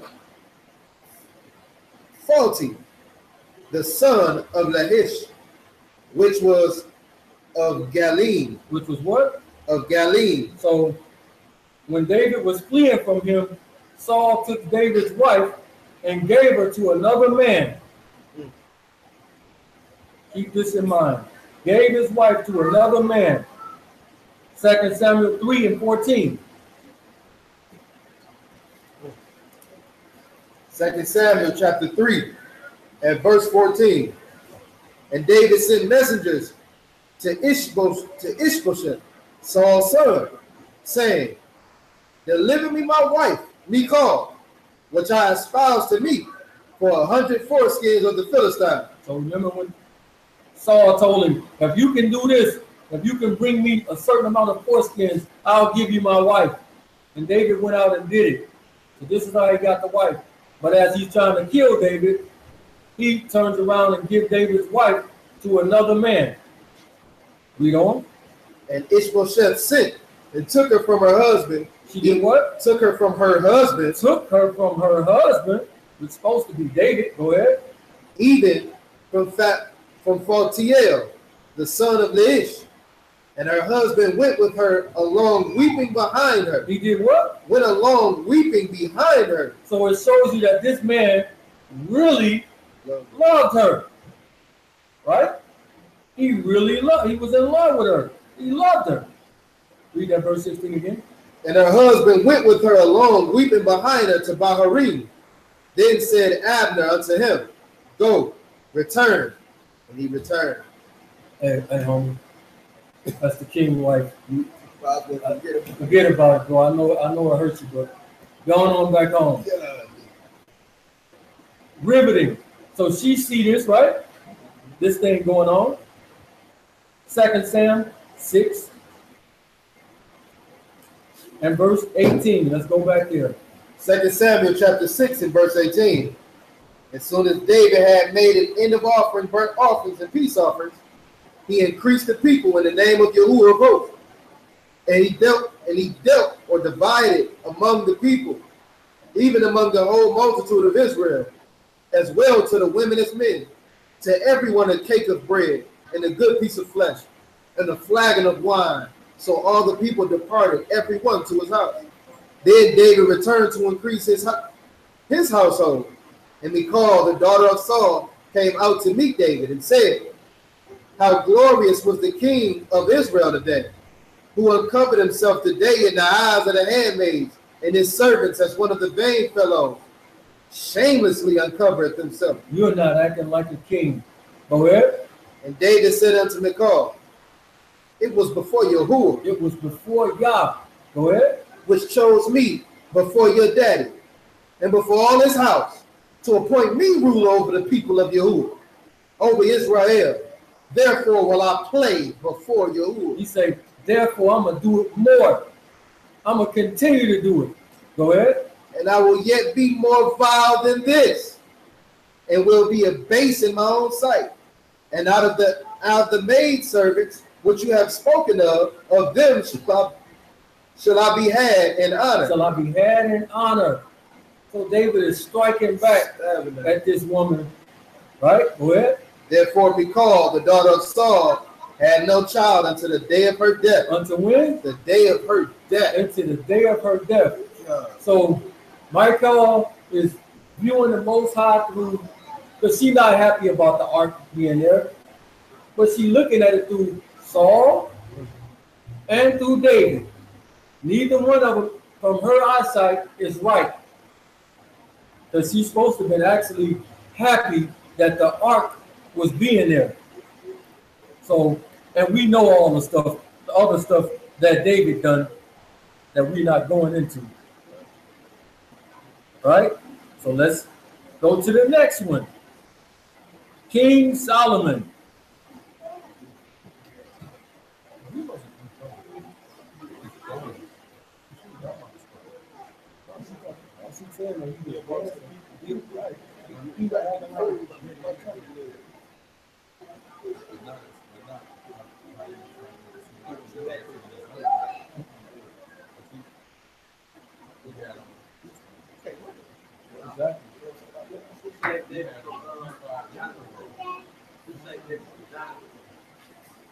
You saved him? No, you need Jonathan saved him from Saul. I mean, that's one point. All right. So let's get on the next one. Let's get on 1 Kings chapter 3. 1 Kings chapter 3.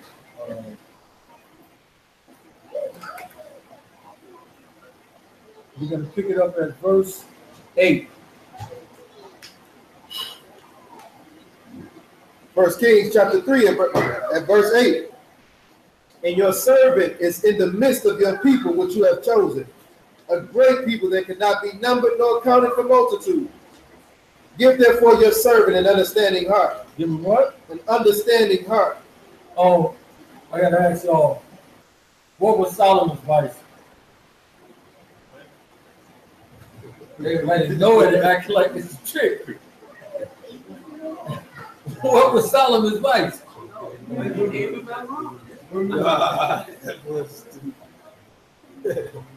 Read on. Verse 10. And the speech pleased Yahuwah that Solomon had asked this thing. Oh, go back. Verse 9. Give therefore your servant an understanding heart to judge your people, that I may discern between good and bad. For who was able to judge this, your so great a people? And the speech pleased Yahuwah that Solomon had asked this thing. And Elohim said unto him, because you have asked this thing, and has not asked for yourself long life, neither ask riches for yourself, nor ask the life of your enemies, but has asked for yourself understanding to discern judgment. Behold, I have done according to your words. Lo, I have given you a wise and understanding heart, so that there was none like you before you, neither after you shall there any arise like unto you. And I have also given you that which you have not asked, both riches and honor, so that there shall not be any among you the kings like unto you all your days. How long? All your days. And if you will walk in my ways to keep my statutes and my commandments, as your father David did walk, then I will lengthen your days. I will do what? I will lengthen your days. I will lengthen your days. I will make you live longer. Now, if y'all came down here right now and told you I was gonna kill you at 65, but if you do this, I'll let you see 100. Who think they can do it? You can do it? I like that confidence. I like that confidence. Now we see as Solomon is wise above anybody else. He's the most wise, and I'm not as even close to him. And I'm in.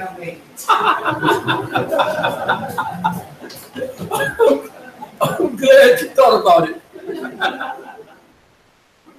So he put something contingent on you, say, if you do, like I tell you, I'm going to lengthen your days. That's a powerful thing right there. To know, to be this wise, and then even to tell you, if you walk like him, I'm going to lengthen your days. Think about that. But Solomon got everything that women love. Power, money, prestige, fame, the whole nine. The whole nine. And he didn't even ask for these. God gave it to him because he didn't ask for it. But what did he really do? What did he really break? What did Solomon really break?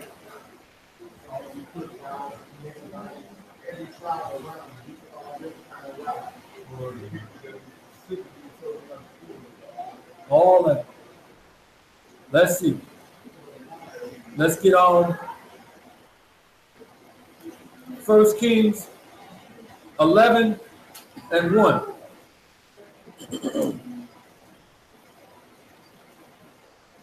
1 Kings chapter 11 and verse 1. But King Solomon loved many strange women. He did what? Loved many strange women. Oh, he loved many strange women. But he got this wise and understanding heart. He's supposed to know better, right? And we know he do know better. Read. Together with the daughters of Pharaoh, women of the Moabites, Ammonites, Edomites, Zidonians, Go ahead. Zidonians, and Hittites, of the nations concerning which Yahuwah said unto the children of Israel, you shall not go into them. You shall what? Not go into them. Go ahead. Neither shall they come in unto you. For surely they will turn away your heart after their gods. Solomon clave unto these with love. So these same people, the Hivites, was the people he told, don't make a league with these people, because if you do, you're going to go a-whoring after their Elohim, after their gods, right? Solomon clave to them in love. Married them. Go ahead.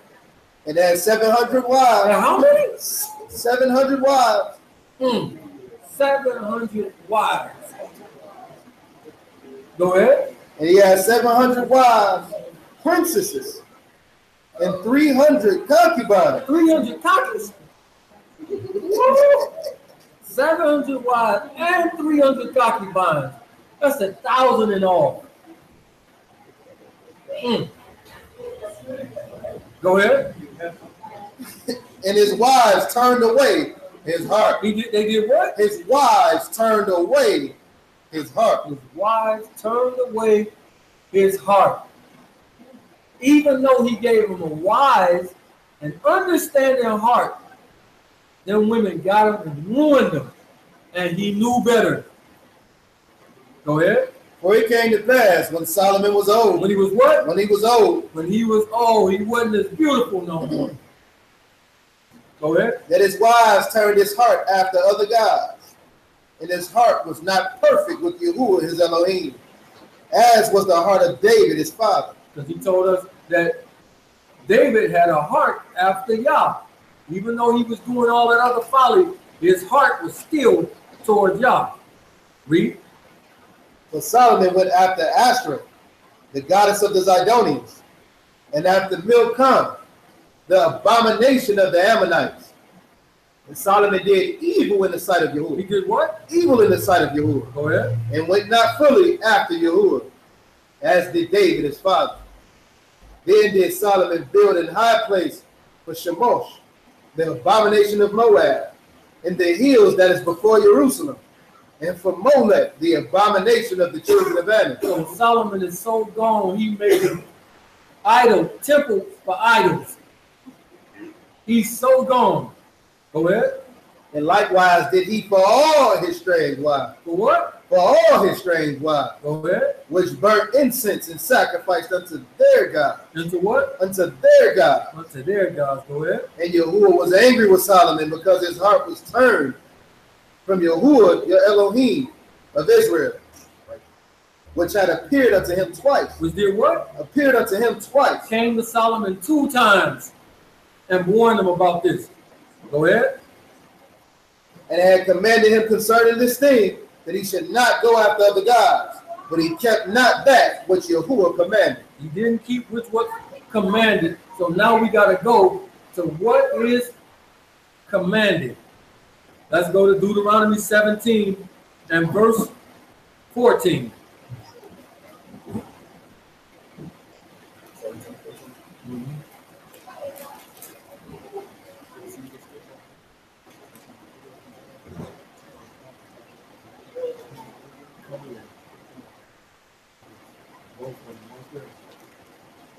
Deuteronomy chapter 17, verse 14. When you are come unto the land which Yahuwah your Elohim give you, and shall possess it, and shall dwell therein, and shall say, I will set a king over me like all the nations that are about me. You shall in any wise set him king over you, whom Yahuwah your Elohim shall choose, one from among your brethren. From who? From among your brethren. Go ahead. Shall you set king over you. You may not set a stranger over you, which is not your brother. But he shall not multiply horses to himself. He shall what? Not multiply horses to himself. Keep that in mind. He shall not multiply horses to himself. Read. Nor cause the people to return to Egypt, to the end that he shall multiply horses. For as much as Yahuwah hath said unto you, you shall henceforth return no more that way. Neither shall he multiply wives to himself. He shall what? Neither shall he multiply wives to himself. This is a direct commandment that Solomon broke. You're not supposed to multiply wives to himself. Read on. That his heart turn not away. That is what? That his heart turn not away. And that's exactly what happened. Go ahead. Neither shall he greatly multiply himself silver and gold. What is it? Silver and gold. Silver and gold. So he wasn't supposed to multiply horses, multiply wives, and silver and gold to himself. 1 Kings chapter 10. We're almost done.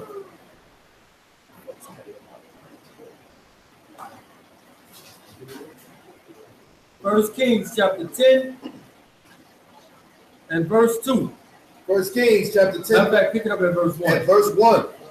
And when the queen of Sheba heard the fame of Solomon concerning the name of Yahuwah, she came to prove him with hard questions.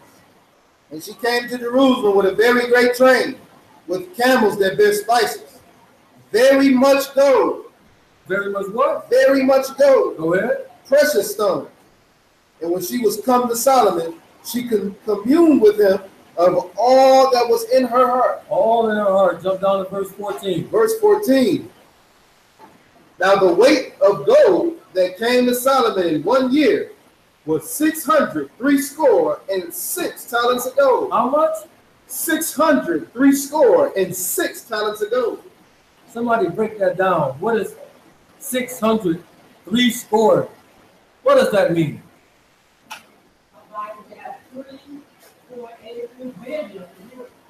I don't even ask him that. That's crazy. What is it? He got 666 talents of gold brought to him. That's kind of trying to show you something out of Revelations. But we're going another thing on that.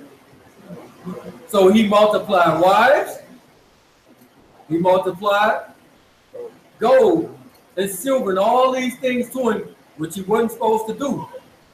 Now, what did David do when he got everything? David shared it. He shared it among the people. Solomon is just getting it, living super lavish for himself because his heart is turned away. So he's taking this stuff and spending it and buying and building fake temples to false idols and false gods instead of giving it to the people like David was doing. Wrong. All right. So let's go back to the new. Matthew chapter 5 and verse 38.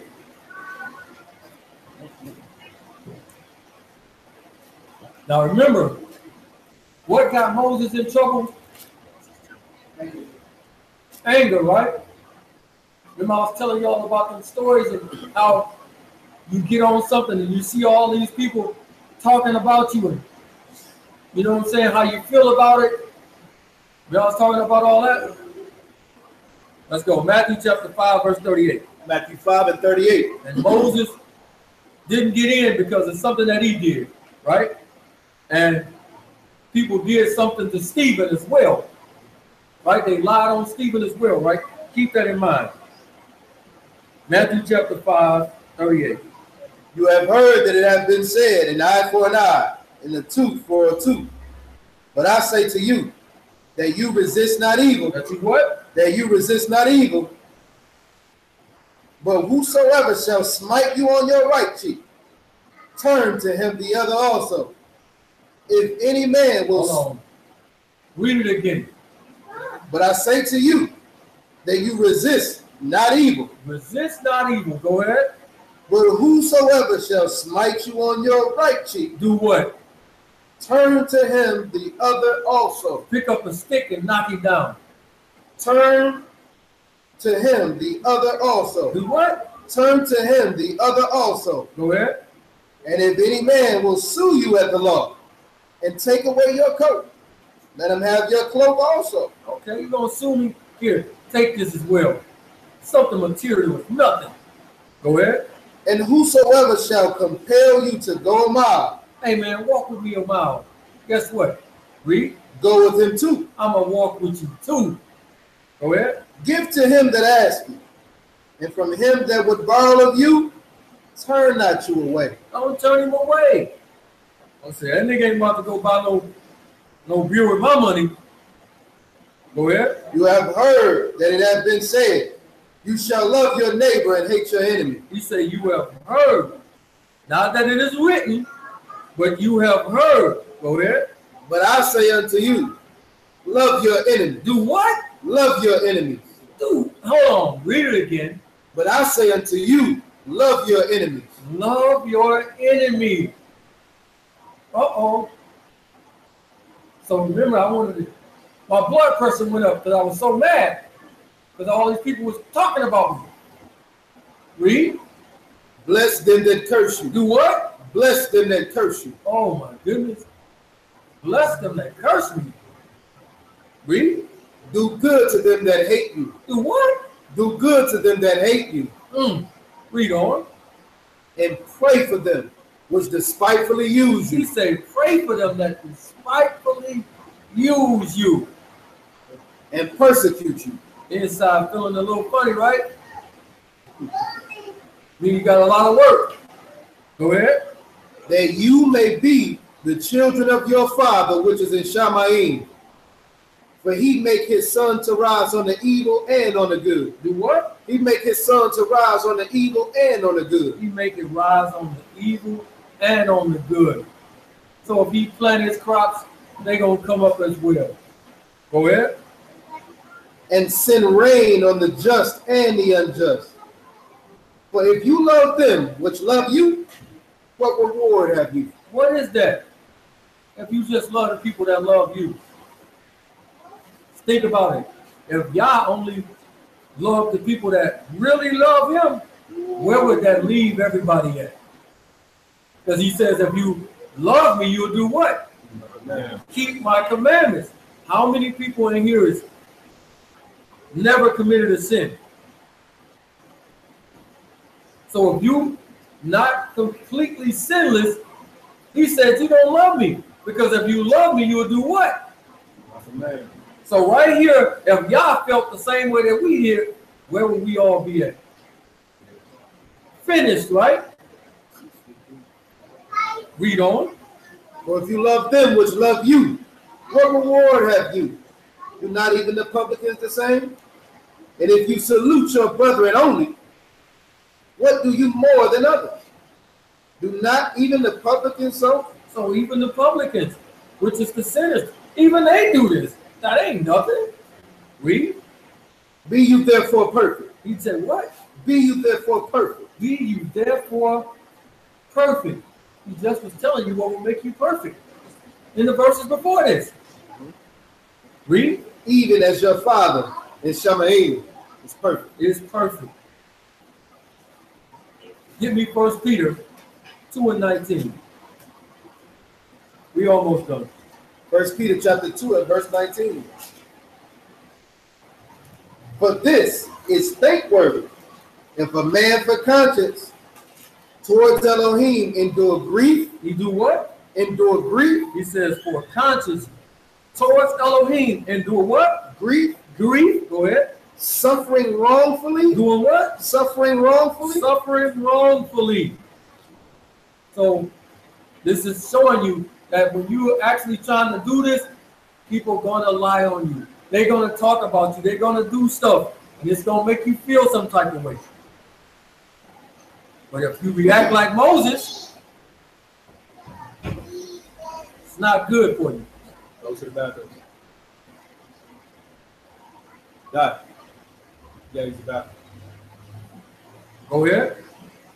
Verse 20. For what esteem is it if when you buffeted for your faults, you shall take it patiently? You said what? Take it patiently. Go ahead. But if when you do well and suffer for it, If you do well and do what? and suffer for it, Go ahead. you take it patiently. This is acceptable with He Elohim. said, this is acceptable with him. So take it patiently and acceptable. This is well with Elohim. Go ahead. But even hereunto were you called, because Mashiach also suffered for us. He did what? Suffered for us, He suffered for us. Go ahead. leaving us an example. Leaving us what? An example An example. Go ahead. that you should follow his steps. That you should what? Follow his steps. You should follow his steps. Go ahead. Who did no sin, neither was guile found in his mouth. Who, when he was reviled, He did what? reviled not again. So they reviled him, talked about him. He didn't turn around and hit him back with a joke or say something back at him. Said he reviled not. Read. When he suffered, he threatened not. He did what? He threatened not, He threatened not. Go ahead. but committed himself to him that judged And do righteously. what? That judged righteously. That judge righteously. Let's go back to Acts, last scripture. Acts 6 and verse 11.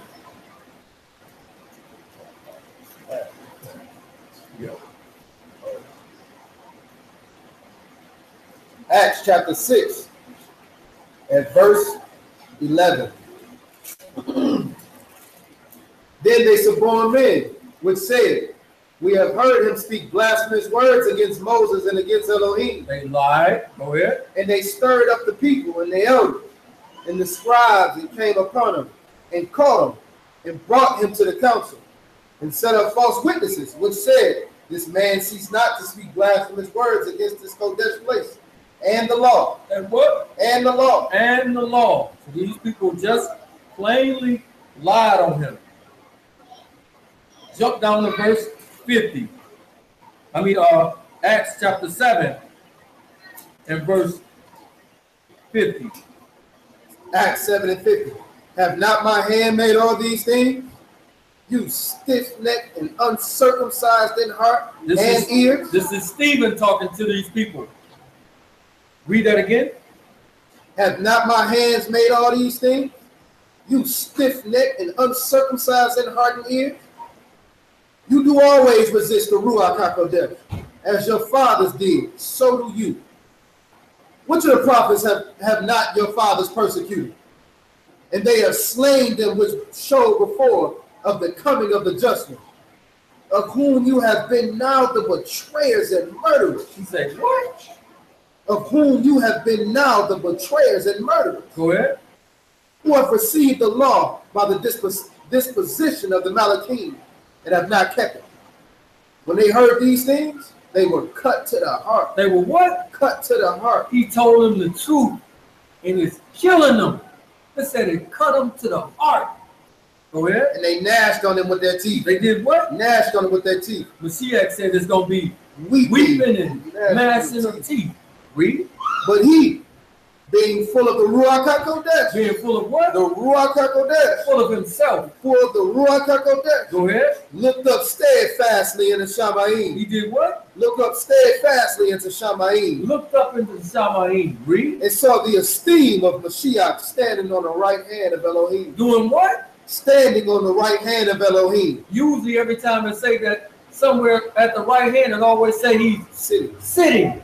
At this instance, he's standing, showing you something, emphasizing something. Read on. And he said, behold, I see the Shamayim open, and the Son of Man standing on the right hand of Elohim. The Shamayim is open. Stephen, look up and see Mashiach standing next to the Most High. Read. Then they cried out with a loud voice and stopped their ears. They did what? Cried out with a loud voice and stopped their ears. They screaming and they closing their ears up. They don't want to hear it because what he just hit them with said it cut them to their heart. That's what the truth do. People don't like the truth because it cut you to the heart. Read. And ran upon them with one accord and cast them out of the city. They did what? Cast them out of the city. Go ahead. And stoned them. They did what? And stoned them. And they stoned them. What do you think Stephen did? Picked up a stick and came after them? Swing. Get. Read. And the witnesses laid down their clothes at the young man's feet, whose name was Saul. And they stoned Stephen. They stoned Stephen. Go ahead. Calling upon Yahuwah and saying, Master Yahusha, receive my ruach. He said what? Master Yahusha, receive my ruach. Just like when Mashiach was on the stake, he says, I give it up. I commend my spirit to go to you. Remember, he was on the stake, he told him, Father, do what to him? Forgive them, but they know not what they do. Read. And he kneeled down and cried with a loud voice, Master, lay not this sin to their charge. He said, what? Lay not this sin to their charge. Don't even get him. They stoning this man to death. He turned around and said, don't lay this sin to their charge. Read. When he had said this, he fell asleep. He died.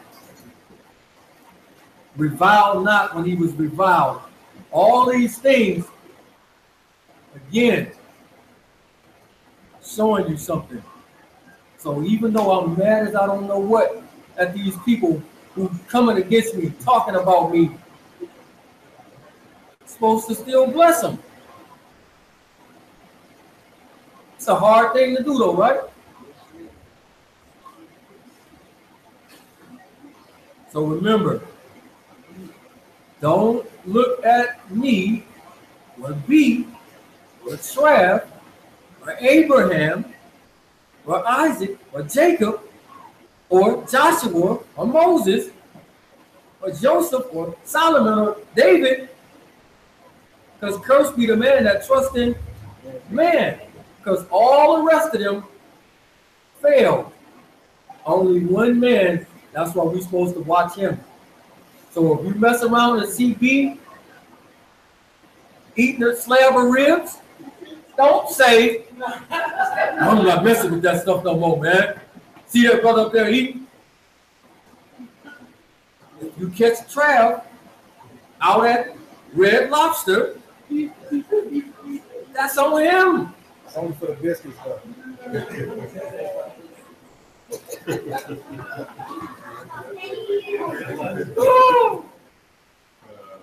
So, again, don't watch us, watch YAH. And with that, we say, Shalom. Any questions? Okay, I got one. Okay, said we must go to watch y'all, but we can't come and we have a problem with see y'all doing something else. The whole thing of saying is not to watch, is saying that if one of us were to, God forbid, fall off, that you would fall off. Because you are looking at us and say, oh yeah, because a lot of people do it. As the example. Exactly. A lot of people do it. So when they see this, again, there's a couple of main teachers that fell all the way off. And a congregation, a lot of the people was like, man, this stuff ain't nothing, bro. I'm going back and do what I was doing. That's right with the word. What did the script say? Smite the shepherd and the sheep will scatter. Exactly. So that's what we saying on that. Not that you say, oh, I saw you do something. No, of course. That's your job. They tell you that. You know what I'm saying? The elders get out of pocket. Not saying we elders, but, you know what I'm saying? Go holler at them. They actually say bust them out. Run everybody. They know better. Anybody got something else? Now, you ain't say what you were. You can. They gonna say try to repeat. He say, and if I. Hey, you ain't see that coming? And if I,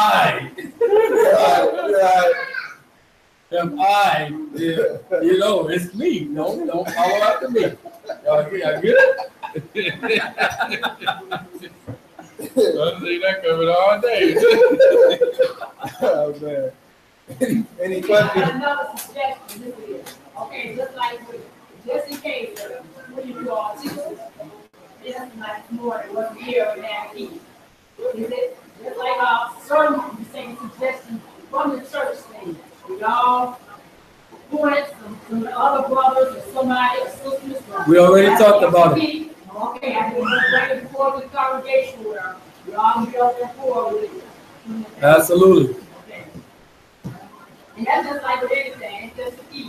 If there's something else, sometimes you all might not be able to be here because you all teachers, we expect a lot from you all, but if you have a congregation that can be up and do a whole lot of things here, and maybe we all start to figure out, start to, you know, come together and be able to help with doing some of the things, you know, as far as cleaning up. And the plan is dying up and down and trying to, you know, the ones to be able to try to take on the responsibilities of helping keep this ministry going and making the brothers work too, just like a lot of us do.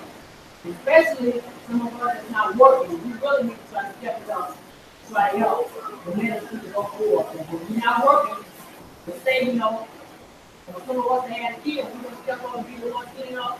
Or if they have a kid, when we get in the building, try to clean up, without having to always put so much burden on the brothers who, you know, who are the teachers, but they have a lot to try to do while studying and doing things. And also have families. So I'm just basically putting it out there. We can help do a little bit more instead of putting a lot on them. Yeah, well, we definitely was already discussing about the whole key situation. So that should be settled later tonight. Anybody else? Anybody want to go? All right. So, Pray out. Go to pray out.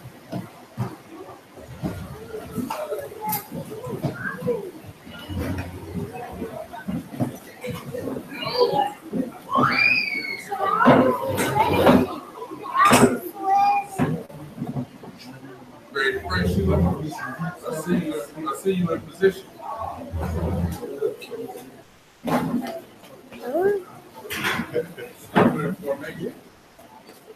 Oh, BJ.